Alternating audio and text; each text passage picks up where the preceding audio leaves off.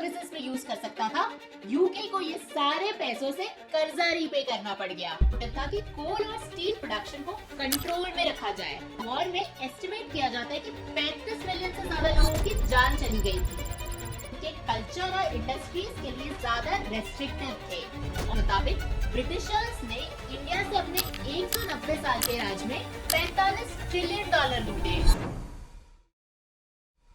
एक वक्त था जब इस देश ने दुनिया के हर कोने में अपना दबदबा जमाया था, दूसरे देशों पर कब्जा करके। आज वही देश अपने अंदर की इकोनॉमिक और पॉलिटिकल क्राइसिस से जूझ रहा है। हाँ, हम यूके की बात कर रहे हैं जो अपनी सबसे बड़ी फाइनेंशियल क्राइसिस से गुजर रहा है। बढ़ते कॉस्ट ऑफ लिविंग की वजह से आज वहाँ के लोगों के जरूरत के सामान खरीदने पर भी पसीने छूट रहे हैं। ये वही यूके है जिसने 1800s और 1900s के दौरान 50 से भी ज्यादा देशों पर राज किया था। अपने पीक पर ब्रिटिश एम्पायर पूरी दुनिया के 1/4 लैंड पर फैला हुआ था। यूके दुनिया का पहला इंडस्ट्रियलाइज्ड देश था। 19th सेंचुरी में ये दुनिया का सबसे अमीर और सबसे ताकतवर देश था। आज यूके को खुद के गलत डिसीजंस का भुगतान करना पड़ रहा है। एक के बाद एक ब्रेक्जिट, कोविड पैंडेमिक और रशिया यूक्रेन वॉर के बाद आज यूके पूरी तरह से कोलैप्स होता हुआ नजर आ रहा है। 23 जून 2016 में ब्रिटेन के लोगों ने एक स्पेशल इलेक्शन के थ्रू यूरोपियन यूनियन से अलग होने का वोट दिया, जिसको ब्रेक्जिट नाम दिया गया। मतलब कि ब्रिटेन का यूरोपियन यूनियन से एग्जिट करना। नोट कीजिए, इसमें वोटिंग कोई एक्सपर्ट से इकोनॉमिस्ट नहीं बल्कि यूके में ही रहने वाले कॉमन सिटीजंस करते हैं, जिनको देश कैसे चलाते हैं या इकोनॉमी कैसे ग्रो करते हैं इसका कोई आइडिया नहीं होता। 52% लोगों ने वोट किया कि वो यूरोप का हिस्सा नहीं रहना चाहते। इसके बाद ब्रिटेन पहली ऐसी कंट्री बन जाती है जो यूरोपियन यूनियन से बाहर निकल जाती है। of Britain's relations with the European Union no longer will Britain अब यूरोपीय संघ से अलग होने जा रहा है। Total number of votes cast in favour of leave 17,410,742. Brexit को अच्छे से समझने के लिए पहले ईयू कैसे फॉर्म हुआ था ये समझना बहुत जरूरी है, और ईयू के फॉर्मेशन को समझने के लिए आपको वर्ल्ड वॉर 2 का थोड़ा बैकग्राउंड भी समझना जरूरी है।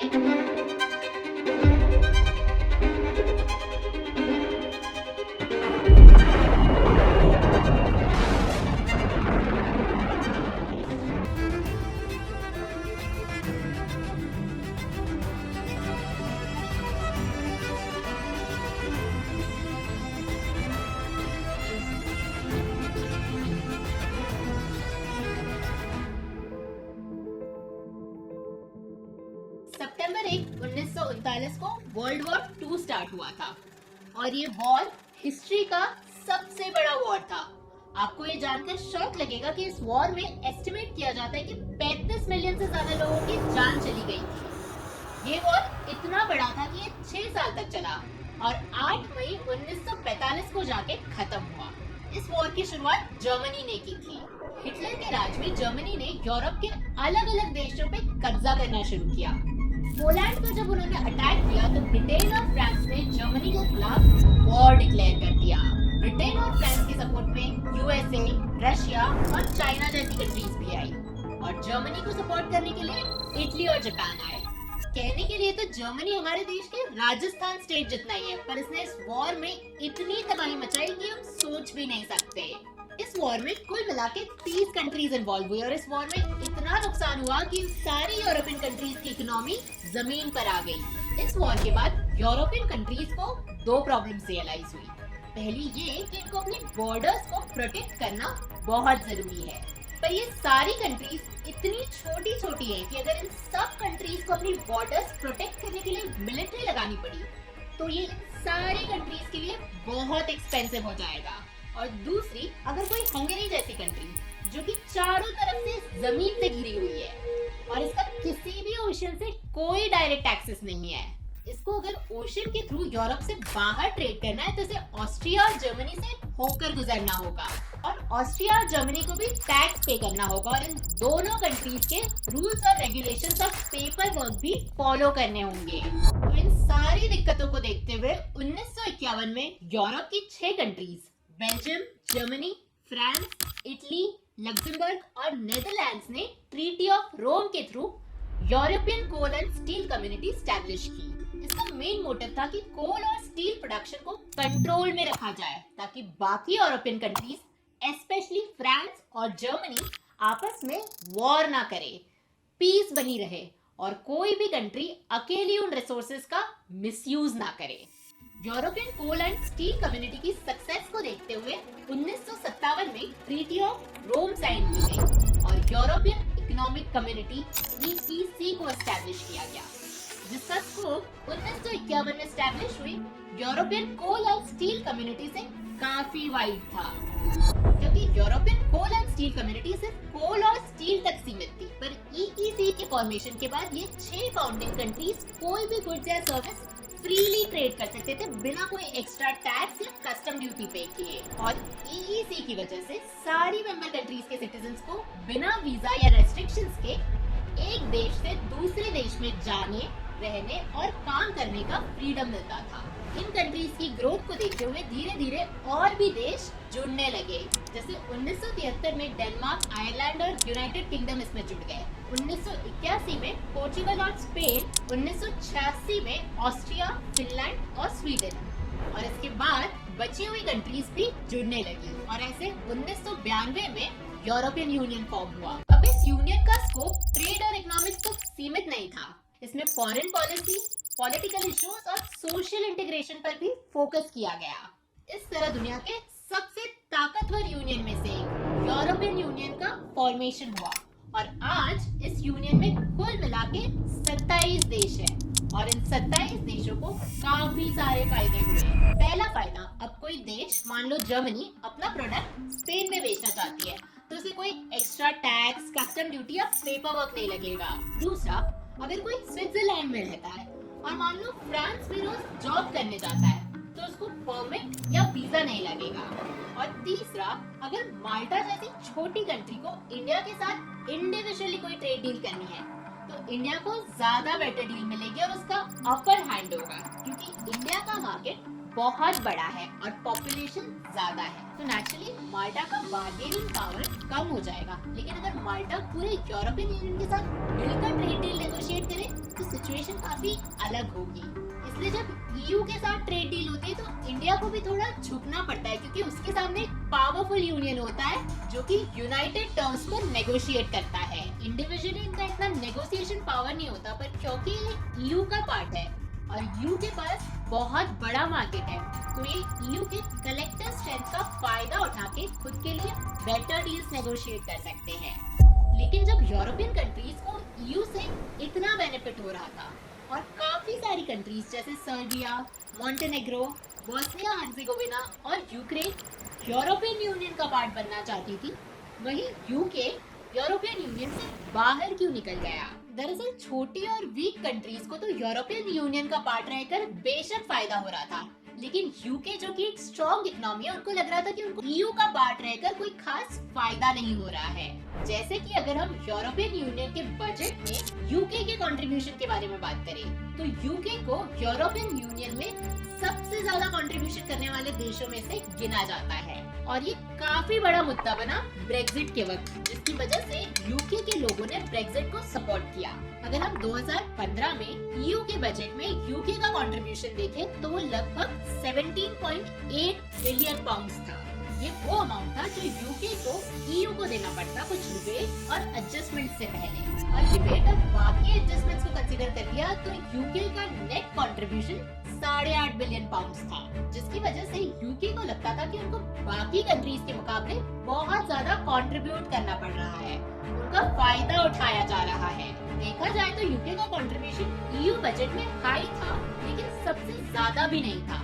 जर्मनी और फ्रांस जैसी कंट्रीज ने और भी बहुत ज्यादा कंट्रीब्यूट किया था, पर UK का कंट्रीब्यूशन ब्रेक्जिट कैंपेन का एक मेजर इशू बना, क्योंकि लीव कैंपेन ने काफी बार एड्स चलाई कि UK हर हफ्ते 350 मिलियन यूरो यूरोपियन यूनियन को देता है। ये 350 मिलियन जो कि ईयरली 7.8 बिलियन का कंट्रीब्यूशन है, उसी का वीकली अमाउंट का कैलकुलेशन है।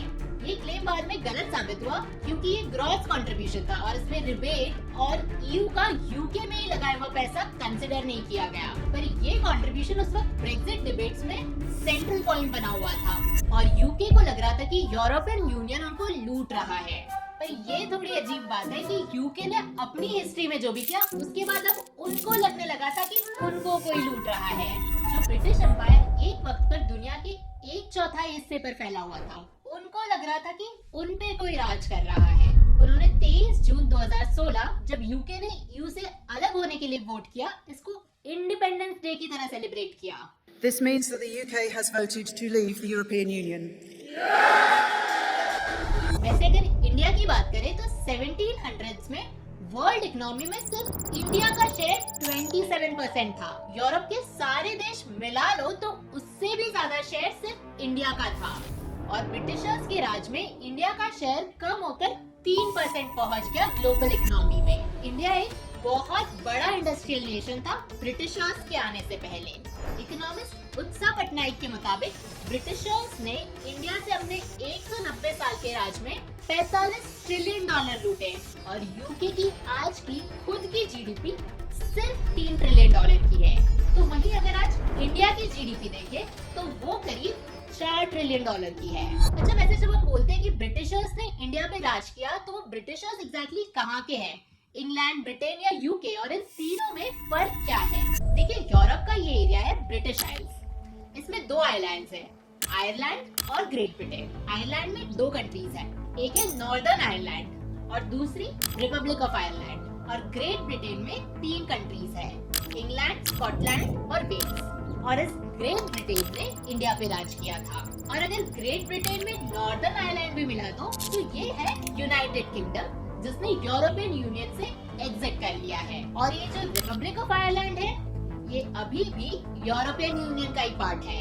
खैर, इसके अलावा ब्रेक्सिट डिबेट में एक बहुत बड़ा फैक्टर था इमिग्रेशन का, जो लोगों के लिए एक इमोशनल और पॉलिटिकल पॉइंट बन गया था। देखिए, ईयू के अंदर लोगों के फ्री मूवमेंट का रूल था, जिसका मतलब कोई भी यूरोपियन यूनियन का सिटीजन पूरे यूरोप में फ्री में घूम सकता था और काम कर सकता था बिना किसी वीजा या परमिशन के। तो इसमें यूके का कंसर्न था कि ईस्टर्न यूरोप मतलब कि पोलैंड, रोमानिया और बल्गेरिया जैसी कंट्रीज से आने वाले इमिग्रेंट्स तेजी से यूके में आके सेटल हो रहे थे।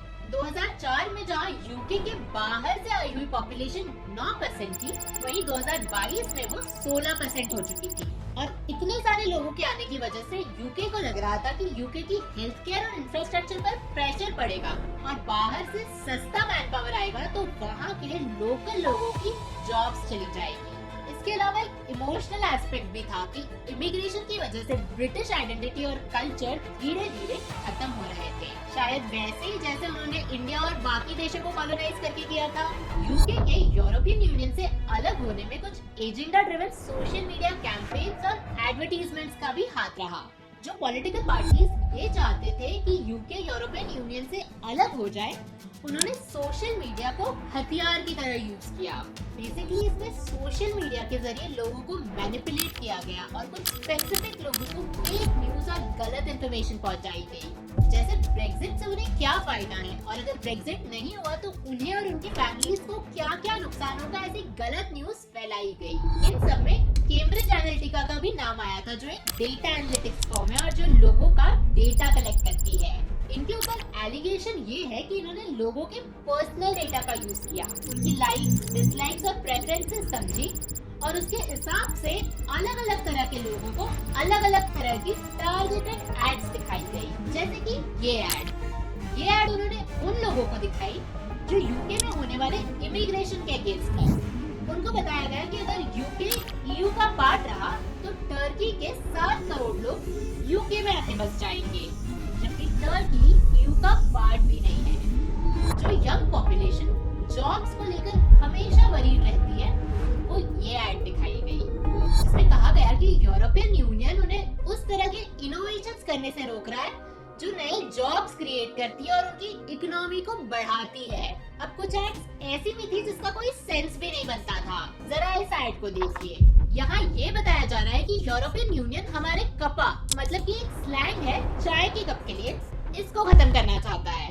इसका बेसिकली मतलब ये है कि इन लोगों को लगता है कि यूरोपियन यूनियन के नए रूल्स और रेगुलेशंस ब्रिटिश की ट्रेडिशनल प्रैक्टिसेस जैसे कि चाय पीना इस पर असर डालेंगे। ये एड उन लोगों को दिखाया गया जो सोचते हैं कि ईयू के कानून उनके कल्चर और इंडस्ट्रीज के लिए ज्यादा रेस्ट्रिक्टिव थे और ये एड्स काम भी कर गए। यूके को यूरोपियन यूनियन से अलग होने के लिए 52% वोट्स मिले। उसमें कहीं ना कहीं इन सब एड्स का भी हाथ रहा है। यूके का यूरोपियन यूनियन से अलग होने का एक और रीजन था यूरोपियन यूनियन की मेंबरशिप फीस जो कि यूके नहीं पे करना चाहता था। पर ये डिसीजन गलत साबित हुआ क्योंकि ब्रेक्सिट के बाद यूरोपियन यूनियन ग्रो होने लगा और यूके अपनी एक्सपेक्टेशन से काफी नीचे चला गया। पर यूके जो एक वक्त पर दुनिया की सबसे बड़ी ताकत था, ग्लोबल ट्रेड में सबसे आगे था, उसकी इकोनॉमी ब्रेक्सिट के बाद कोलैप्स होने की हालत पर कैसे आ गई? और क्या इनका यूरोपियन यूनियन से अलग होने का डिसीजन सही था? सबसे पहले तो ब्रेक्सिट के बाद यूके में अचानक से बिजनेस इन्वेस्टमेंट आना बहुत कम हो गई, जो ब्रेक्सिट के पहले तक हर साल बढ़ रही थी।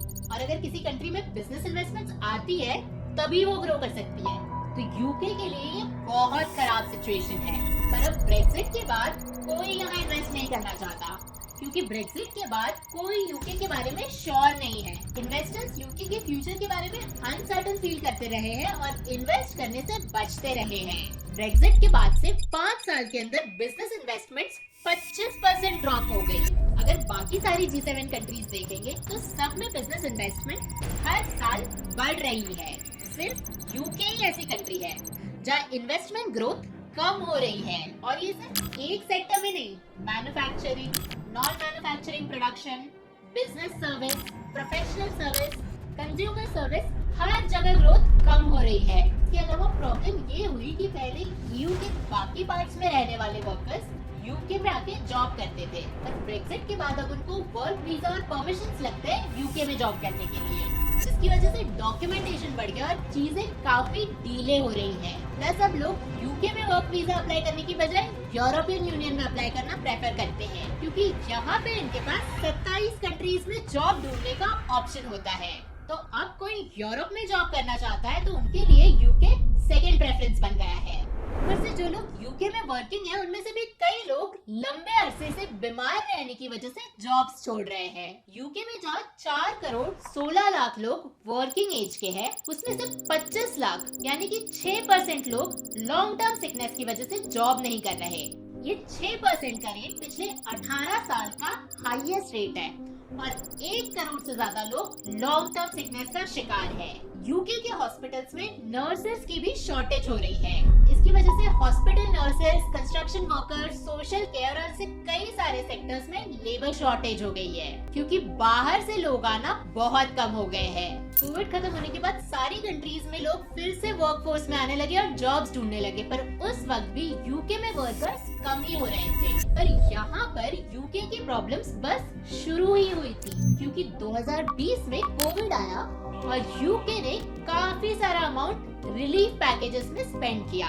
Seeing the impact of coronavirus on our economy, and that's why we've taken the unprecedented actions we have to support businesses and indeed people and their jobs and incomes through what is a very difficult time. इसमें भी problem ये हुई कि UK ने 280 billion pounds बोरो किए थे Covid relief के लिए, जब इंटरेस्ट रेट्स लोएस्ट एवर 0% के आसपास थे। पर अचानक से रशिया यूक्रेन वॉर शुरू हो गया जिसकी वजह से यूके में एनर्जी क्राइसिस हो गई क्योंकि रशिया पे सैंक्शंस और ट्रेड रेस्ट्रिक्शंस लगने की वजह से रशियन ऑयल और गैस का सप्लाई बंद हो गया। The United States and the UK are banning Russian oil and natural gas to further punish Vladimir Putin for his invasion of Ukraine. और इसके चलते यूके में एनर्जी बिल 1 साल के अंदर डबल से भी ज्यादा बढ़ गया। देखिए इंग्लैंड का वेदर काफी ठंडा है तो वहाँ घरों को गर्म रखने के लिए फ्यूल चाहिए होता है, पर सप्लाई में कटौती हुई, दाम बढ़ने लगे तो इंग्लैंड में कॉस्ट ऑफ लिविंग काफी बढ़ने लगा। इसके बाद प्रॉब्लम और ज्यादा बढ़ गई क्योंकि कोविड और एनर्जी क्राइसिस की वजह से अचानक इन्फ्लेशन बढ़ने लगा। इन्फ्लेशन 10% तक पहुंच गया जो कि 40 सालों में हाईएस्ट था।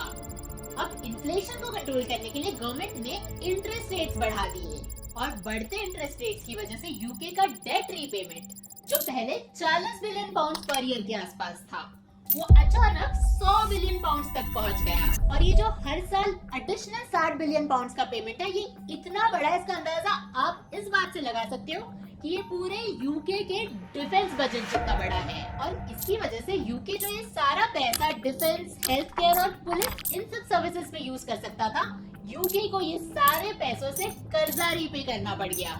बीबीसी न्यूज की लेटेस्ट रिपोर्ट से ये पता चलता है कि अगस्त 2024 में यूके गवर्नमेंट पे 2.7 ट्रिलियन पाउंड का कर्जा है। और अगर हम डेट लेवल्स की बात करें तो जहाँ इंडिया का डेट लेवल जीडीपी का सिर्फ 58% है, वही यूके का डेट जीडीपी के 100% से ज्यादा हो गया है। और प्रॉब्लम यही नहीं रुकती, डेट क्राइसिस चल रहा था, इंटरेस्ट रेट्स बढ़ गए जिसकी वजह से मॉर्गेज रेट्स भी बढ़ गए और घर खरीदना बहुत महंगा हो गया। और यूके में घर इतने अनअफोर्डेबल हो गए कि अगर डेवलप्ड कंट्रीज में देखें तो यूके में सबसे ज्यादा होमलेस लोग हैं। तो अब यूके में कई सारे लोगों के पास रहने के लिए छत भी नहीं है। इसके साथ यूके में पॉलिटिकल अनस्टेबिलिटी देखने मिली और ये ऐसा वक्त था जब यूके में पॉलिटिकल स्टेबिलिटी की सबसे ज्यादा जरूरत थी। 6 सितंबर 2022 को Liz Truss UK prime minister बनती है। उनके फाइनेंस मिनिस्टर क्वासी क्वार्टेंग उस वक्त एक मिनी बजट प्रेजेंट करते हैं, जिसके बाद पूरे यूके में उथल पुथल मच जाती है क्योंकि इसमें अमीर लोगों पे टैक्स कम कर दिया था। और इस टैक्स कट की वजह से यूके गवर्नमेंट को लगभग 50 बिलियन यूएस डॉलर का नुकसान होना था। मतलब जो इकोनॉमी पहले से ही बहुत खराब हालत में है, जिसके ऊपर पहले से ही इतना सारा कर्जा है, वो अगर टैक्स भी कम कर देगी तो अपना खर्चा कहाँ से पूरा करेगी। ये वो जमाना तो है नहीं कि पैसे कम पड़ गए तो इंडिया से लूट लो, इंडिया तो हमारा गुलाम है ही। तो इन सब के चलते मार्केट में पाउंड की वैल्यू तेजी से गिरने लगी और पाउंड 37 ईयर लो पे पहुंच गया। तो यूक्रेन वॉर की वजह से हुआ एनर्जी क्राइसिस के चलते हुआ डेट क्राइसिस कन्वर्ट हुआ हाउसिंग क्राइसिस में और हाउसिंग क्राइसिस कन्वर्ट हो गया करेंसी क्राइसिस में। इन सब के चलते लिज ट्रस को रिजाइन करना पड़ गया। ये यूके के सबसे शॉर्ट टर्म के लिए पीएम रहती है, around 45 days। I have therefore spoken to His Majesty the King to notify him that I am resigning as leader of the Conservative Party. और इन सब के चलते 2021 से 2023 के बीच यूके के यूरोप में एक्सपोर्ट्स 27% डाउन हो गए और इंपोर्ट्स 32% डाउन हो गए। क्योंकि ईयू में 27 कंट्रीज हैं, सबकी अलग बॉर्डर्स, सबके अलग रूल्स, अलग पेपर वर्क। तो जहां एक प्रोडक्ट यूके से ईयू कंट्रीज में 2 दिन में पहुंच जाता था, अब उसको 20 से 25 दिन लग जाते हैं। डीलेज बढ़ गए थे, एफिशिएंसीज कम हो गई थी, तो यूरोपियन यूनियन के बायर्स के लिए बहुत डिफिकल्ट हो गया था। तो उन्होंने यूके से परचेज करना काफी कम कर दिया।